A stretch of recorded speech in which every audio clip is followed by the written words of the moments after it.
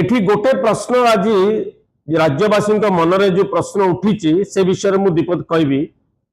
Double engine सरकार आसिले विकास द्विगुणित hub double hub यह थिला ना भारतीय जनता पार्टी स्लोगान निर्वाचन आसवा पूर्व निर्वाचित हो सारा पर आम देखिले विकास डबल हवा दूर कथा प्रथम वर्ष 18% केंद्रीय अनुदान काटिदेले डबल इंजिन सरकार प्रथम गिफ्ट एटा उपहार ओडिशा को थिला द्वितीय वर्ष तथ्य तो देले नहीं प्रत्येक विभाग रे जहाँ केंद्रीय अनुदान आसुथुला जो स्कीम मान थिला से को विभाग रे 0 को विभाग रे हाथ टेकी देला भाया 10 भाग 15 भाग एमिति अनुदान देले तथ्य आउ देलेनी आउ केते केंद्रीय अनुदान कमई तो डबल इंजिन सरकार 2 वर्ष भितर जहाँ लोक अनुभव करथिले परवर्ती जो एमएमडीआर एक्ट आनिले परवर्ती अवस्था रे एटा धूलिसात करदेला आम मानकर आशा आकांक्षा को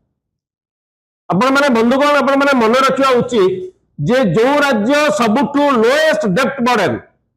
सारा देश रे सबुठु कम ऋण एवं फिस्कल मैनेजमेंट रे सरप्लस स्टेट है कि नवीन बाबू छाड़ी की जाइथिले सारा राज्य देश रे सबुठु कम ऋणग्रस्त एवं सबुठु अधिका आर्थिक परिचालना करिकी आम फिस्कल मैनेजमेंट रे केंद्र सरकार कही जे 1 नंबर राज्य होची ओडिशा से राज्य रे एमाने क्षमता को आसिला परे आगु को केमिति नेबे से विषय चिंता न करिकी राजनैतिक स्वार्थ निज दलीय स्वार्थ पाई बारंबार माननीय मुख्यमंत्री दिल्ली जाउचंती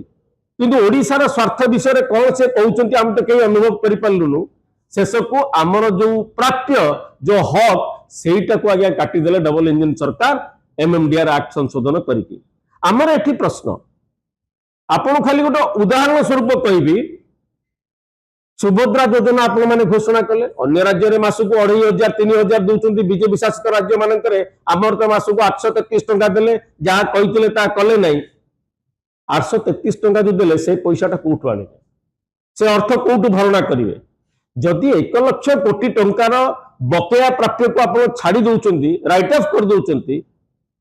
एवं प्रति वर्ष 10-12 हजार कोटी टंका आमर आप छाड़ी दौरान केंद्र हाथ टेका अनुदान को अपेक्षा करेंगे आम देखिले 2 वर्ष भितर केते केंद्र सरकार आमको हाथ टेका अनुदान दौरान तेणु ये स्थिति रे राज्यवासी मनरे जो स्वाभाविक भाव संदेह उपजुची माननीय मुख्यमंत्री श्री मोहन चरण माझी स्पष्ट भाव मुह खोली कहवा आवश्यक ये एमएमडीआर एक्ट जो क्षति भरणा है कोटू क्षति भरणा करेंगे वर्तमान संगे एते बड़ इश्यू है सारा राज्य में प्रति परिवार चर्चा होची माननीय मुख्यमंत्री चुप हो बसते सी किसी कहना आमर स्पष्ट भाव भारतीय जनता पार्टी को एवं माननीय मुख्यमंत्री को कहवार कथा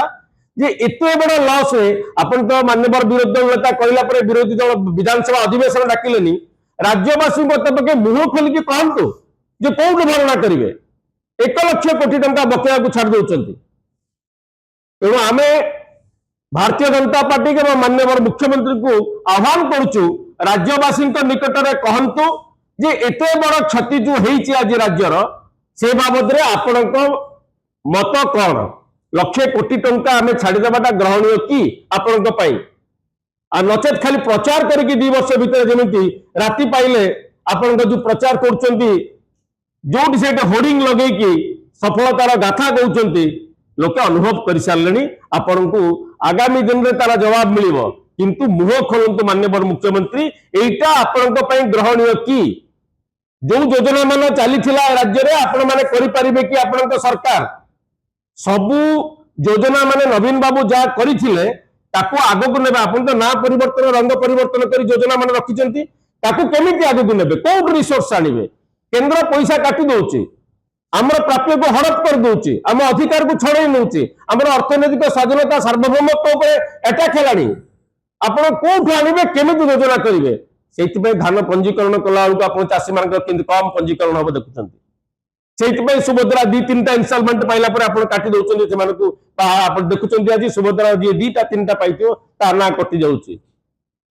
विजु स्वास्थ्य कल्याण योजना भाया गोटे बहुत बड़ योजना काटिकी आप हंतसंत कर लोक मान तो यही धारा अब्याहत रखिबे कि ना लोकंक विषय चिंता करिवे आज स्पष्ट भाव माननीय मुख्यमंत्री जवाब रखंतु एटा आज आपण मान जरिया भारतीय जनता पार्टी को एवं माननीय मुख्यमंत्री को आह्वान दउछे।